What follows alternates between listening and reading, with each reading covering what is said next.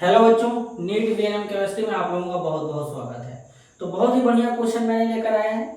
ये क्वेश्चन आपको कब समझ में आएगा? जब आप कोऑर्डिनेशन कंपाउंड का लेक्चर देखेंगे तब। जाके देख लीजिए, चैनल पे प्लेलिस्ट बना हुआ है, कोऑर्डिनेशन कंपाउंड लेक्चर 0 अपलोड हो चुका है।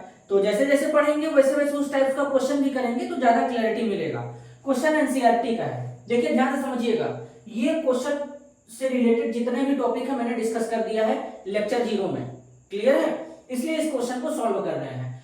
FeSO4 solution mixed with ammonium sulphate solution in 1:2 यानी 1:1 molar ratio give the test of Fe+2 ion but copper sulphate solution mixed with aqueous ammonia in 1:4 molar ratio does not give test of Cu+2 ion, explain why.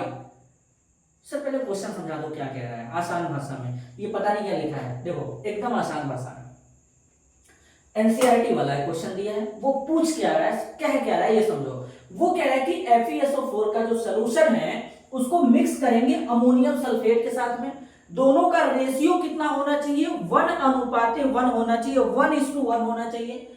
तो इस case में जो Fe+2 ion का जो test है वो positive मिल रहा है। लेकिन अगर हम कॉपर सल्फेट सॉल्यूशन लें, उसको एक्वस यानी जलीय अमोनिया के साथ मिला दें, इनका रेशियो 1:4 का होगा। तो इस केस में Cu+2 आयन का टेस्ट हमें नहीं मिल रहा है। क्यों? यही बताना है। अब समझ में आया? तो याद करो, जब मैंने पढ़ाया था डबल सॉल्ट कॉम्प्लेक्स सॉल्ट, उसी से रिलेटेड है। तो डबल सॉल्ट क्या होते हैं? जो अपने आयन में पूरी तरीके से टूट जाते हैं। कॉम्प्लेक्स सॉल्ट क्या होते हैं? जो अपने आयन में पूरी तरीके से नहीं टूटते हैं। और मैंने ये भी बताया था कि जो अपने आयन में पूरी तरीके से टूटते हैं वो उस टेस्ट को पॉजिटिव देंगे और जो नहीं टूटेंगे वो नेगेटिव देंगे। चलो देखते हैं। तो पहले हम लिखते हैं FeSO4, इसको सॉल्व करते हैं। पहले का रिएक्शन लिखते हैं। FeSO4 हो गया, सॉल्यूशन है तो एक्वस हो जाएगा। फिर क्या है? अमोनियम सल्फेट है, NH4 का ट्वाइस SO4 है, सॉल्यूशन है। दोनों को मिक्स करेंगे, क्रिस्टलाइज करेंगे, एक्वस मीडियम में क्रिस्टलाइज करते हैं। तो यहां पे क्या होता है? ये कन्वर्ट हो जाएंगे FeSO4 NH4 का ट्वाइस SO4 6H2O। और याद करना, मैंने बताया था ये मोहर साल्ट होता है और मोहर साल्ट एक डबल साल्ट होता है। कैसे पता? ये भी एक साल्ट है, ये भी एक साल्ट है। मतलब FeSO4 फेरस सल्फेट भी एक साल्ट है, अमोनियम सल्फेट भी एक साल्ट है। जब दो साल्ट को मिलाएंगे डबल साल्ट बन जाएगा। हालांकि ये एडिशन कंपाउंड में आता है तो ये डबल सॉल्ट है। अब कैसे पता डबल सॉल्ट है? ये तरीका भी मैंने बताया था। तो इसको क्या करेंगे? आयंस में तोड़ेंगे। तो यहां से ये कौन कौन सा आयन में टूट सकता है? FeSO4 NH4 का ट्वाइस SO4। देखो अपने आयन में जब ये टूटेगा तो Fe+2 में टूटेगा, SO4 - 2 में टूटेगा, फिर अमोनियम आयन में भी टूट जाएगा और सल्फेट आयन में भी टूट जाएगा। देख रहे हो? तो इसका मतलब, हालांकि क्वेश्चन में तो बोला गया है केवल Fe+2 के टेस्ट के लिए, तो Fe+2 का टेस्ट तो पॉजिटिव देगा ही क्योंकि अपने आयन में पूरी तरीके से टूट रहा है। लेकिन सल्फेट आयन का भी टेस्ट पॉजिटिव मिलेगा, अमोनियम आयन का भी टेस्ट पॉजिटिव मिलेगा। क्यों? पूरी तरीके से अपने आयन में देखो टूट रहा है, देख लो टूट रहा है अपने आयन में पूरी तरीके से। तो ये सारा का सारा टेस्ट पॉजिटिव देने वाला है। तो हम कहेंगे कि FeSO4 अमोनियम सल्फेट, मतलब फेरस सल्फेट और अमोनियम सल्फेट का जो 1:1 का जो मिक्सचर लिया गया है, ये एक डबल सॉल्ट है। जो डबल सॉल्ट होने के कारण ये अपने आयनों में पूरी तरीके से टूट रहा है, जिसमें हमें Fe+2 आयन भी मिल रहा है। इसलिए ये Fe+2 आयन का टेस्ट पॉजिटिव देता है। लेकिन एक बार चेक कर लो जरा, क्लियर है कि नहीं? पहले पूरी तरीके से क्लियर है। लेकिन अगर यहीं पे, लेकिन ध्यान से समझना, यहीं पे अगर हम लोग लें कॉपर सल्फेट CuSO4 एक्वस, इसका कितना रेशियो है? 1 रेशियो है, ठीक है ना।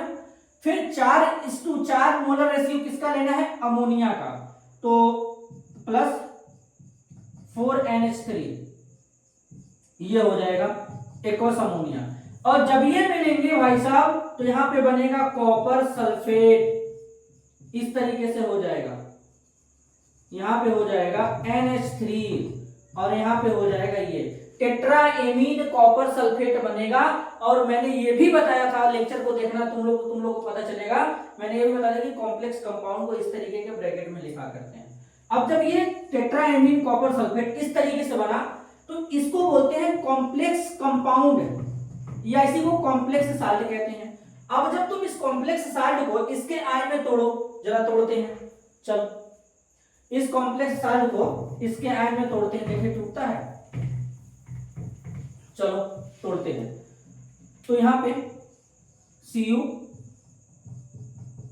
NH3 4 SO4 तोड़ेंगे तो Cu NH3 4 2 प्लस SO4 -2, ये केवल सल्फेट आयन का टेस्ट पॉजिटिव देगा, बाकी किसी का पॉजिटिव नहीं देगा। आप लोग चाहोगे कि यहाँ से Cu+2 के फॉर्म में बाहर निकाल लें, नहीं निकलेगा।